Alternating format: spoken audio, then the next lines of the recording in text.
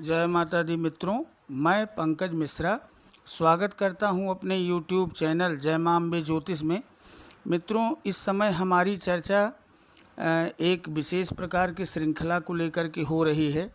जैसे प्रथम भाव के स्वामी से लेकर के और द्वादश भाव के स्वामी अलग अलग भावों में बैठ करके क्या फल देते हैं, इसी विषय पर चर्चा चल रही है। तो आज हम अष्टम भाव और अष्टमेश की चर्चा करेंगे कि अष्टम भाव का स्वामी कहाँ किन किन भावों में बैठकर क्या प्रभाव देता है। आइए जानते हैं। मित्रों, आठवां भाव आयु स्थान है। यह मारक भाव है। यहाँ से हम आयु का विचार करते हैं। आठवें भाव से हम तंत्र मंत्र का विचार करते हैं। यहाँ से हम तुरंत जो अचानक होने वाली घटनाएं हैं वो यहाँ से देखते हैं। तो आइए जानते हैं कि अष्टमेश कहाँ कहाँ पर बैठकर क्या फल देते हैं। मित्रों, अगर अष्टमेश लग्न में बैठे हों तो जातक के प्रत्येक कार्य में विघ्न आते हैं। ऐसा जातक बहुत काल तक चलने वाले रोगों से पीड़ित रहता है। पाप कर्मों के प्रति उसकी रुचि रहती है। वह पाप कर्मा भी होता है। फलस्वरूप लोग उसकी निंदा करते हैं। ऐसा जातक प्रसिद्ध चोर होता है। आ जाते हैं मित्रों, अगर अष्टमेश द्वितीय स्थान पर बैठे यानी धन भाव में, तो ऐसा जातक क्षीणायु होता है। अनेक शत्रुओं से युक्त होता है। ऐसा जातक प्रायः शुभ कर्मों से रहित और नीच कर्मों को करने वाला तथा अभिमानी होता है। बिना आज्ञा के दूसरों की वस्तु को उठा लेने की प्रवृत्ति के कारण उसे चोर कहा या समझा जाता है। वह अपने कर्मों से संचित धन का नाश कर देता है, लेकिन पुनः उसे कुछ भी नहीं मिलता। मित्रों, अगर अष्टमेश तीसरे भाव में बैठा हो तो कल क्या फल प्राप्त होते हैं। अगर अष्टम भाव अष्टमेश तृतीय स्थान पर बैठा हो तो ऐसा व्यक्ति अपने बंधु बांधुओं और सगोत्रियों से ईर्ष्या रखता है। ऐसे जातक को सहोदरों का सुख नहीं मिलता। भाई या तो होते ही नहीं, यदि हों तो प्रायः उनसे अनबन चलती है। उनका शरीर भी कमज़ोर होता है तथा उस पर अधिक पाप प्रभाव हो तो विकलांग होता है। मित्रों, अगर यही अष्टमेश चौथे भाव में यानी सुख स्थान पर बैठे हों तो सुख की आशा करना निराधार है। ऐसा जातक का पिता से व्यर्थ में विवाद होकर बैर हो जाता है तथा उसे वाहन सुख नहीं मिलता। वह पिता की संपत्ति को नष्ट कर देता है।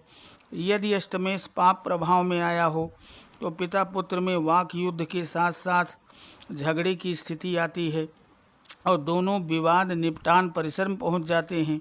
ऐसा जातक अपने मित्रों तक भी नहीं छोड़ता, उनसे भी विद्रोह रखता है।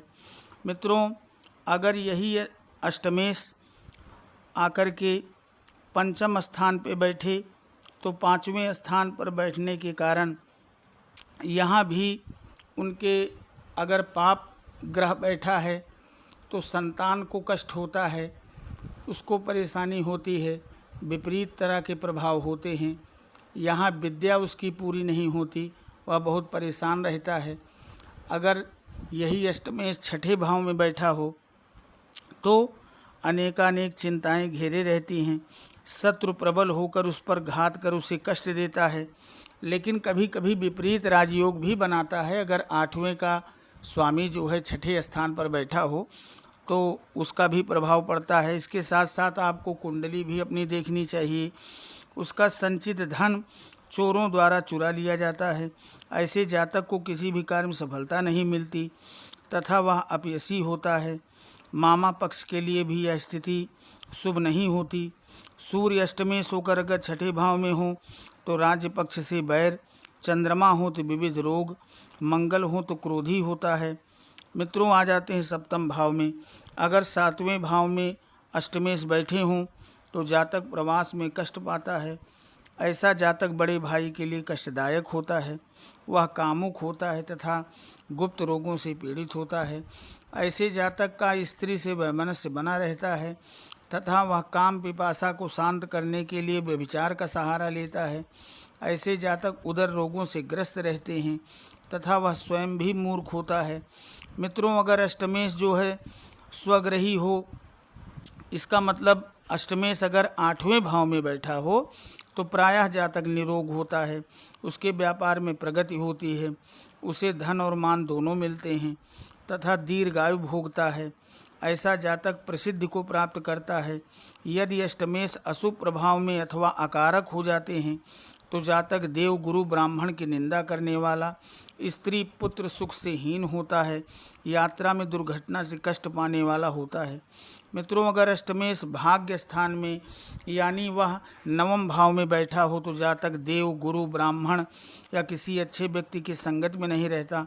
ऐसा जातक धर्म कर्म को ढोंग की संज्ञा देता है, पक्का नास्तिक, पाप कर्मों में लगा रहने वाला, जीवों की हिंसा करने वाला, बंधु बांधवों और सहोदरों का स्नेह रहित होता है। ऐसे जातक की पत्नी दुष्चरित्र होती है।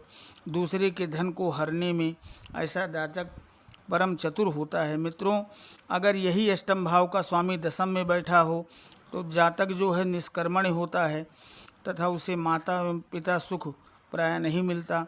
अष्टमेश अत्यधिक प्रभाव में आया हो तो माता का चरित्र संदिग्ध रहता है, चुंगलखोर होने से लोग उससे घृणा करते हैं।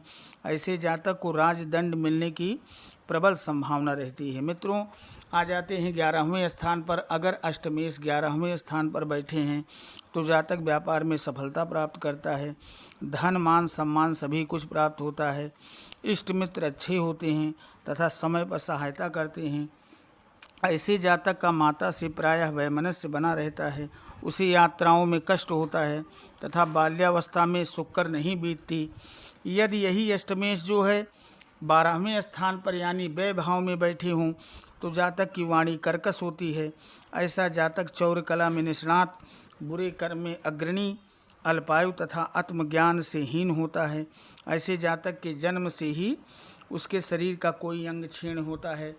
मित्रों, आज हमने अष्टमेश यानी 8वें भाव का स्वामी लग्न से लेकर द्वादश भाव तक कहाँ किन स्थानों पर बैठ के क्या फल देता है, इस विषय पर मैंने आपको जानकारी दी। अगर आज का यह वीडियो आपको पसंद आया हो तो हमारे इस वीडियो को लाइक, शेयर और सब्सक्राइब करें। धन्यवाद। जय माता दी।